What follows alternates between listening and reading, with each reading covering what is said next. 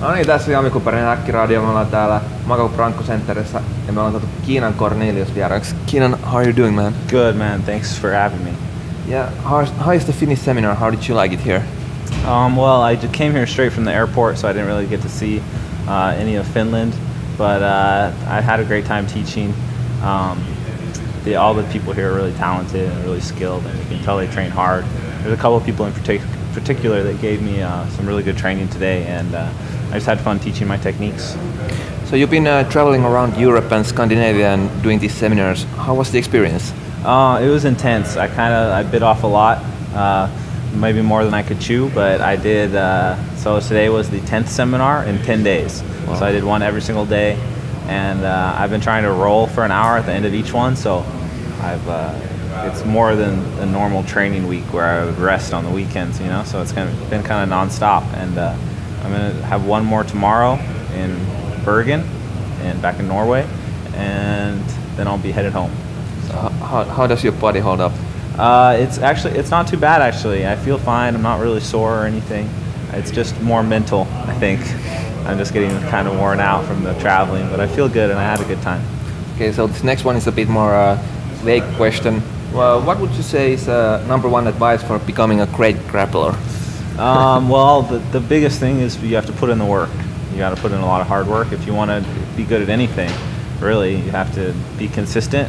You have to do it for hours and hours and hours for years and years and years, and then over time you slowly become better and better. That's all it is. I've been training almost 9 years, 6 of which have been full-time training, so just all in good time, you know. How much time in your training do you spend in like weight training and strength training? I do 3 weight training sessions per week. I aim for 4, but sometimes I don't get all 4 in. And takes me about an hour and a half each time. So what is that? Like 4.5 hours? 4.5 hours of weight training per week. I definitely do more jiu-jitsu. I do about 10 to 12 hours of jiu-jitsu. No, more than that. I do 10 to 12 sessions. 10 to 12 sessions, each being about an hour and a half. So I don't know what that comes out to. Maybe close to 20 hours or something. Something like that. 15 to 20. Yeah. What do you think are the 3 most important exercises for a grappler? You mean like physically, like weightlifting, or like drilling and stuff like that? Anything? Weightlifting, yeah. Okay. Or strength.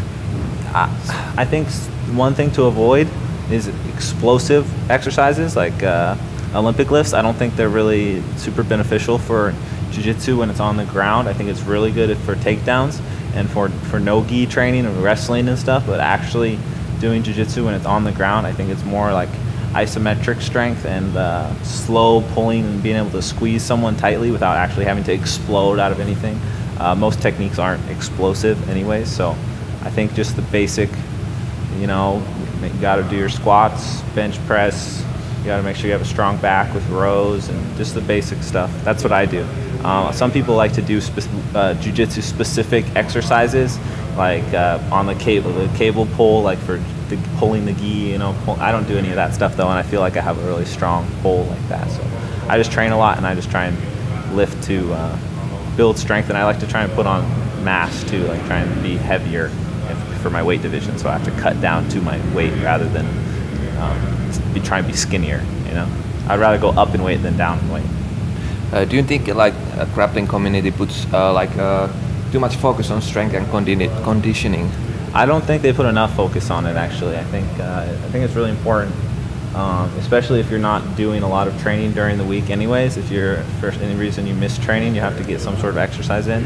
And I'm sure strength and conditioning is important, but a lot of the jiu-jitsu guys, like Marcelo Garcia for instance, says he doesn't weight train or do anything. And so maybe you don't need it. I don't know. I think it just depends on the person. I just enjoy it. Whether I train jiu-jitsu or not, I'd probably weightlift just because I enjoy it. Next question, I think you get a lot of questions about this, but you have developed your own guard. Yeah. And you have got a lot of support and a lot of resistance, I guess. Does this add a lot of pressure to you? No, I don't feel any pressure at all. Actually, this is the first of my techniques that's really taken off, but I've created a lot of different techniques. I have a lot of different systems of different submission systems. Like I have this whole knee bar thing that I created with a different grip of attacking the knee bar, which I did a long time ago. Back in like 2009 I created it.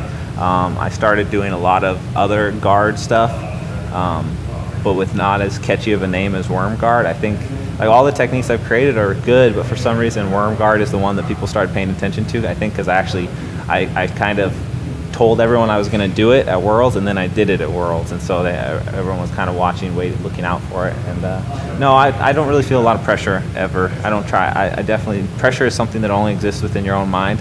So if you let it affect you, it will. So I'm really good at not feeling pressure, and I don't worry about it. How hard is it to come up with new techniques? It's not hard for me per se. It just sort of happens naturally for me. When I'm training, I improvise a lot. A lot of my techniques I do in competition before ever drilling them. It just happens, and then I realize, oh, that was pretty cool. I can do something with that, and then I try and expand off of it later. But I think it's more of just a naturally creative thing. That's kind of how I express my creativity, is through that, because I'm not an artist by any means in any other form of creative ability. So I mean I can't create music or draw or do anything else, but for some reason I can create techniques in jiu-jitsu. That's it. How did developing worm guard change your overall view on BJJ? Oh, I don't think it changed my view. It may have changed a lot of people's view on like sport jiu-jitsu versus normal jiu-jitsu, or street self-defense, or whatever you want to call it. I would have to say, basically I look at it like this. The self-defense aspects of jiu-jitsu can be learned in a very short amount of time. Any white belt that's been training for 6 months is going to be able to physically manhandle someone attacking them who doesn't know jiu-jitsu.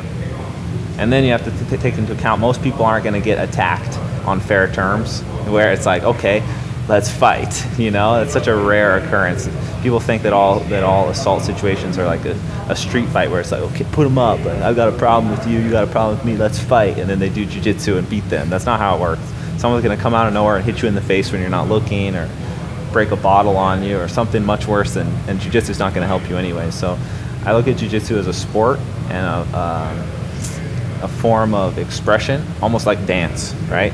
Obviously there's no reason to do dance. It just is fun and people enjoy it and it looks cool. And same thing with jiu-jitsu. It's a sport like anything else, and there's a lot of different techniques, and it also has the aspect of a game where it's competitive against one another, like a game of chess. And I think people get too caught up in it's like, oh, it's about martial arts and you need to be able to defend yourself, and everyone can. I feel certainly I have okay enough jiu-jitsu to defend myself against someone who doesn't know anything. And after a certain time, how long are you going to keep training these basic techniques over and over and over again? You need some variety. You need something new to keep yourself stimulated, and intellectually as well as physically. You have to, experience new things and try new things. And so for me, I just do it because it's fun, and I like the competitive aspect of jiu-jitsu, and I like seeing how it becomes more and more finite of details as you continue on, and it becomes my technique against their technique, and then they try and beat my technique, and then I try and beat the technique that beat my technique, and it just gets deeper and deeper and deeper.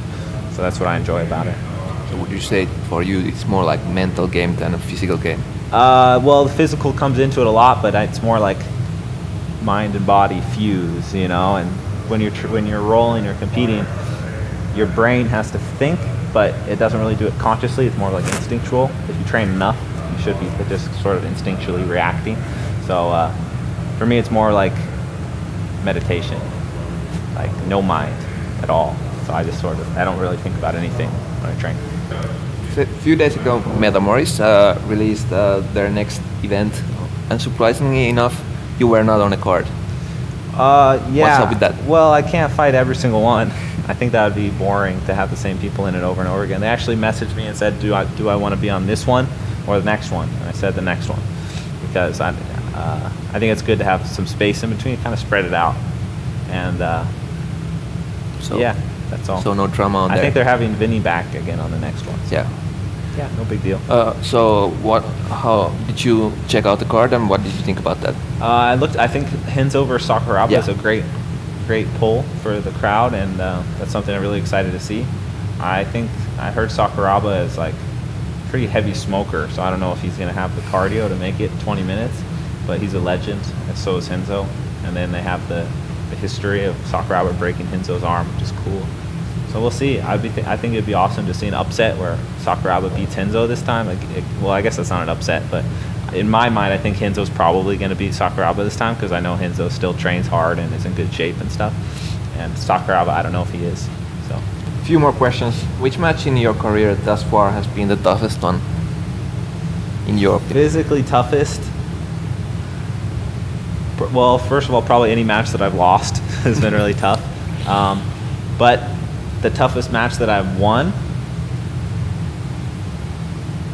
are my matches against Paulo Miao, and there's this kid from Marcelo back at brown belt. His name's Mateus Dines at brown belt, who I had really tough matches against, but I won. But he's really, really tough, and the match is really hard fought and very close.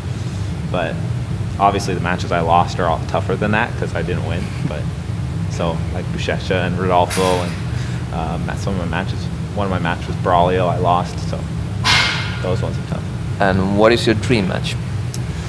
Dream match? Anybody, anytime, anywhere. Helio Gracie. Good choice, good choice. Let's talk about... Hickson, actually. I think I would like to fight Hickson. Yeah, he's known to be really good. In his prime, that would be cool to have that match. Wormguard versus Gracie Jiu-Jitsu. Good choice. Let's talk about a few more questions about MMA. Okay. Are you a fan of the sport? I used to be a big fan of MMA. That's why I originally got into Jiu-Jitsu. I liked MMA, and I started training Jiu-Jitsu to get into MMA, and I trained a little bit of it. And over time, I wanted to focus more and more on Jiu-Jitsu, and so I used to follow it a lot, like from UFC 50 to like 120 probably. I was a very avid fan. And then I used to watch Pride back in the day when I was younger, like 14, 15, 16 is when I was watching that kind of stuff. And then I kind of fell off, and I'm not really as interested in it anymore. I still watch like my favorite fighters when they pop back up, and I watch them. But I don't follow UFC to see the new fighters or anything. I don't really care. Who is your favorite fighter? Shinya Aoki. I like a lot of Japanese fighters. I like Shinya Aoki. I like Takanori Gomi in his prime. There's some really good MMA Japanese grapplers that I like how they transition their jiu-jitsu into MMA. Like Dokkan Jisuke Mishima is really good. Sakuraba obviously was awesome. Kid Yamamoto is not as much known for his jiu-jitsu, but just he was badass too. So most of my favorite MMA fighters are Japanese because they have a different. Oh, Genki Sudo as well. They have a different flair to their MMA style, which I think is cool. Have any MMA fighters approach you and ask you to help them prepare for a fight? Yeah, one of them approached me a while back. I don't remember who it was. I kind of just brushed it off because I didn't want to take away from my jiu-jitsu training. I was being selfish. I said no, but I don't remember who it was. But it was for some UFC fight. Well, you mentioned that you have trained a little bit, but have you ever considered fighting? Yeah, I considered it for a long time, and it was one of my main goals for a while. And then I kind of realized that I'm not super physically gifted, as like I get by in jiu-jitsu because of my technique, not because of my physical attributes. Really, I'm not particularly strong or fast. I'm a little flexible, but that's about it. So I need to use my mind a lot. And when I was doing MMA training, I was getting hit in the face a lot, probably more than I should have been. And I felt like I was, like over time, this was going to probably hurt my brain. And so I decided I just was going to be not do it, just focus on jiu-jitsu. But it was something I always wanted to, and I was pretty good at it. I liked it. But so it's not gonna happen. Probably not. No, not really interested anymore. Any words for your Finnish fans? I just want to say thanks for watching, guys, and if you want to learn more about the Worm Guard, you can go to KeenanJujitsu.com.